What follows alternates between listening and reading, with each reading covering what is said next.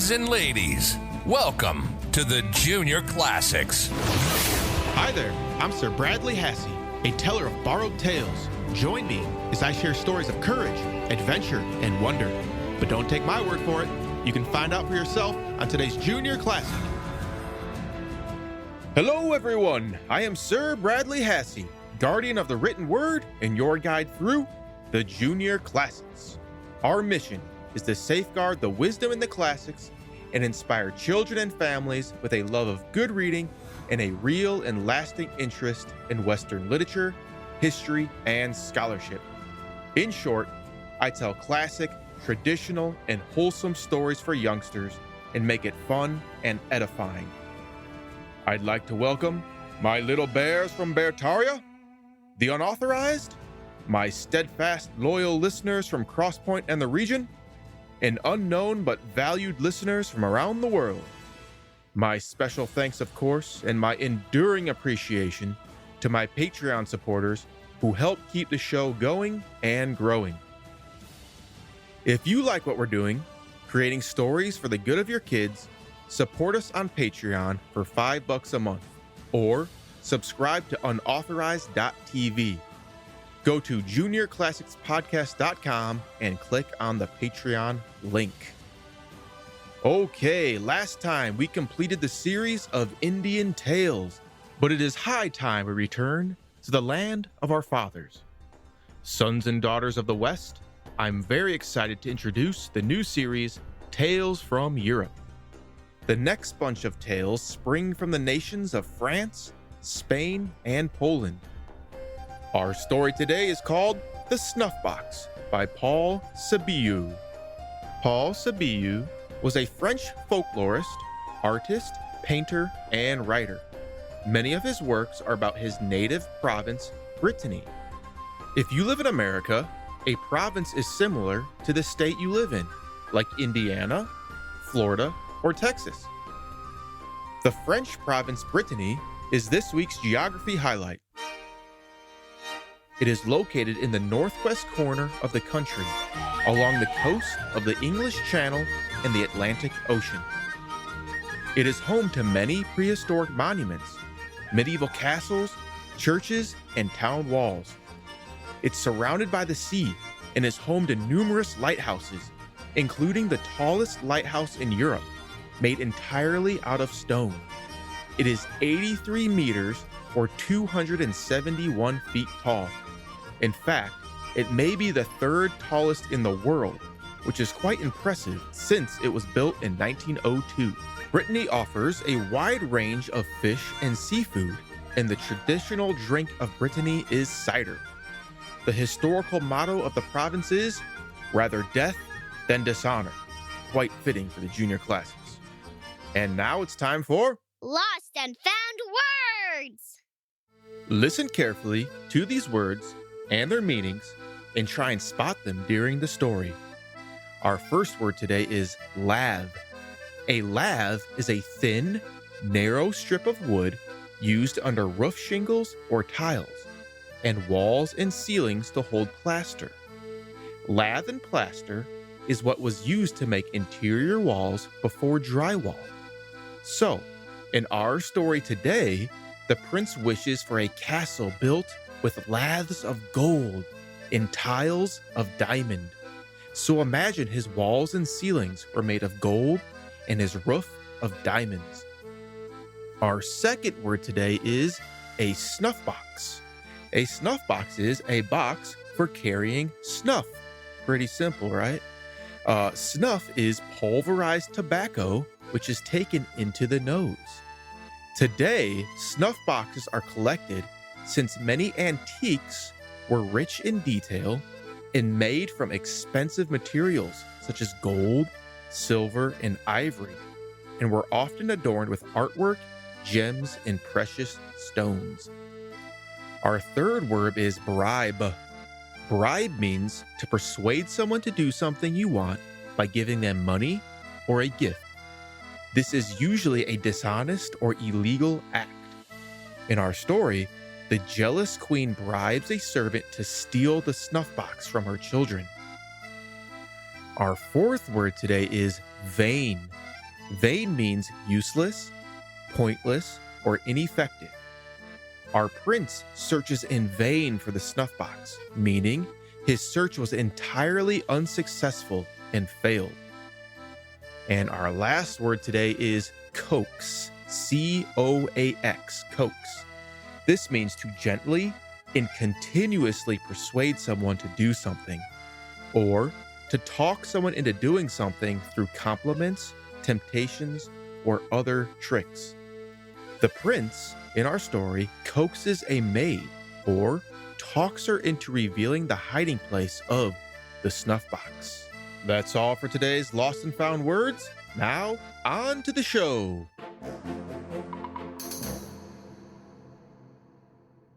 As we begin our new series, there is one important fact to remember about the old fairy tales, and that is that they were repeated aloud from memory, not read from a book. Fairy tales were very popular in the Middle Ages. In the long winter months, fields could not be worked.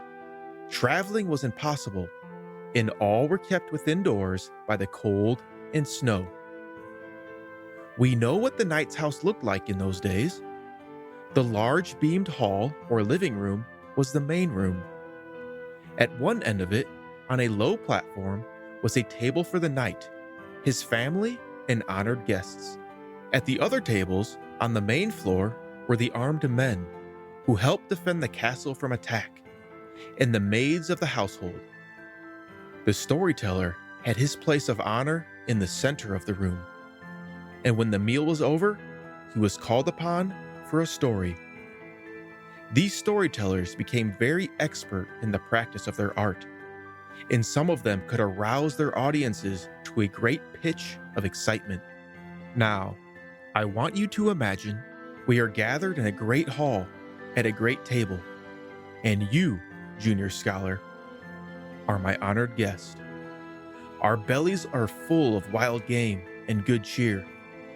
Outside my walls, a winter storm pelts the countryside, but we are kept warm in my great glowing hall with its many roaring and crackling fireplaces.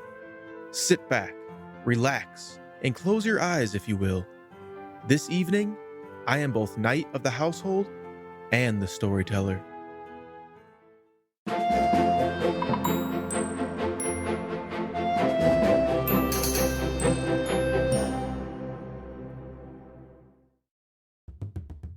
The Snuffbox by Sebillot.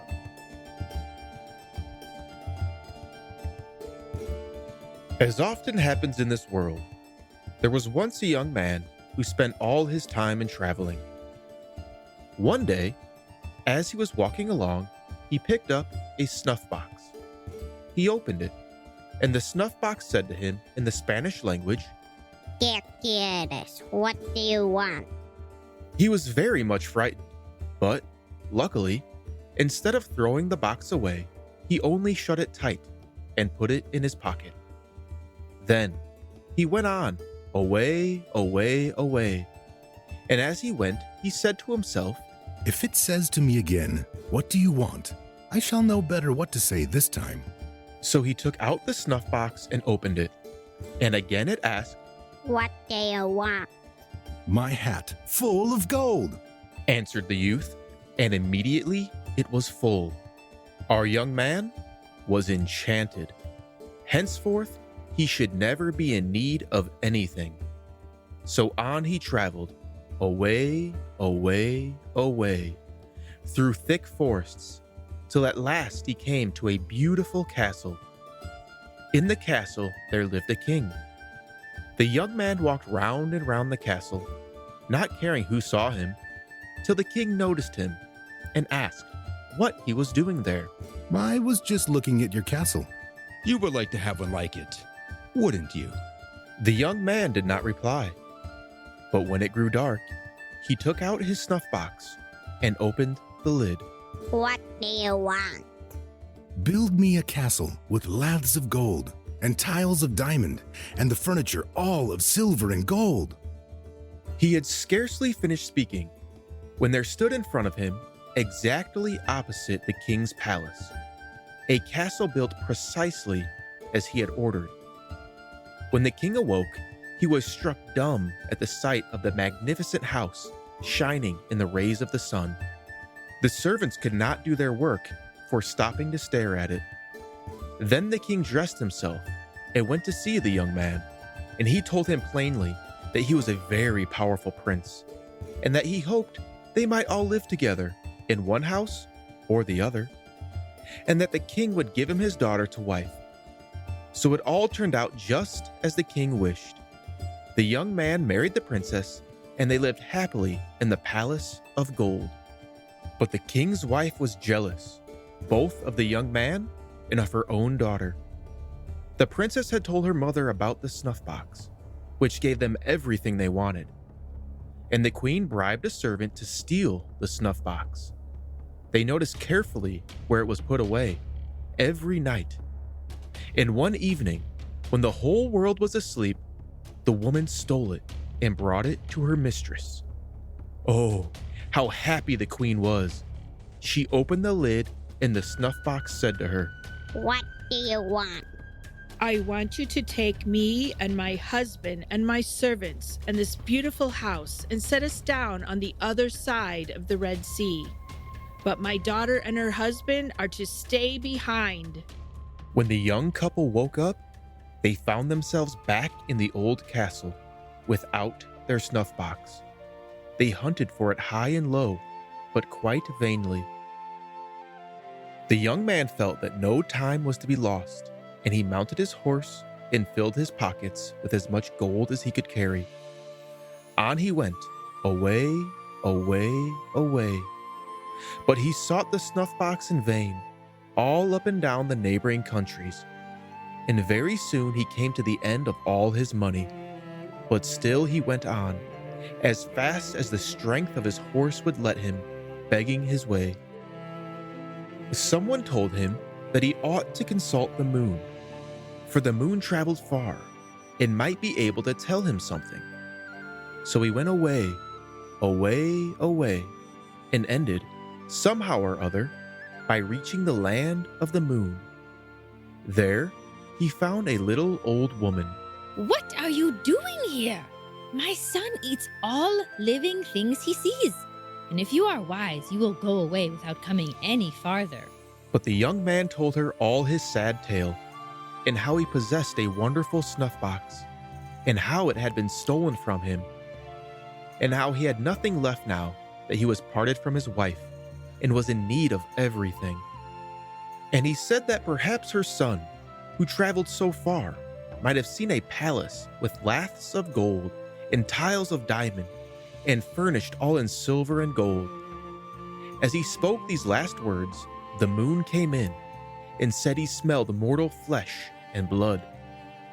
But his mother told him that it was an unhappy man who had lost everything, and had come all this way to consult him, and bade the young man not to be afraid, but to come forward and show himself. So he went boldly up to the moon, and asked if by any accident he had seen a palace with the laths of gold, and the tiles of diamond, and all the furniture of silver and gold. Once this house belonged to him, but now it was stolen. And the moon said no, but that the sun traveled farther than he did, and that the young man had better go and ask him. So the young man departed, and went away, away, away, as well as his horse would take him, begging his living as he rode along. And somehow or other, at last he got to the land of the sun. There he found a little old woman. What are you doing here? Go away! Have you not heard that my son feeds upon Christians? But he said no, and that he would not go, for he was so miserable that it was all one to him whether he died or not, that he had lost everything, and especially a splendid palace like none other in the whole world. For it had laths of gold and tiles of diamond, and all the furniture was of silver and gold, and that he had sought it far and long, and in all the earth there was no man more unhappy.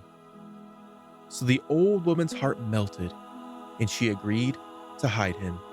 When the son arrived, he declared that he smelled Christian flesh, and he meant to have it for his dinner.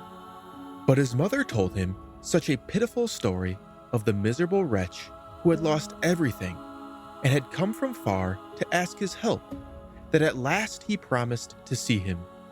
So the young man came out of his hiding place and begged the son to tell him if in the course of his travels he had not seen somewhere a palace that had not its like in the whole world. For its laths were of gold, and its tiles of diamonds, and all the furniture in silver and gold. And the son said no, but that perhaps the wind had seen it, for he entered everywhere and saw things that no one else ever saw. And if anyone knew where it was certainly the wind. Then the poor young man again set forth as well as his horse could take him, begging his living as he went. And somehow or other, he ended by reaching the home of the wind. He found there a little old woman busily occupied with filling great barrels with water.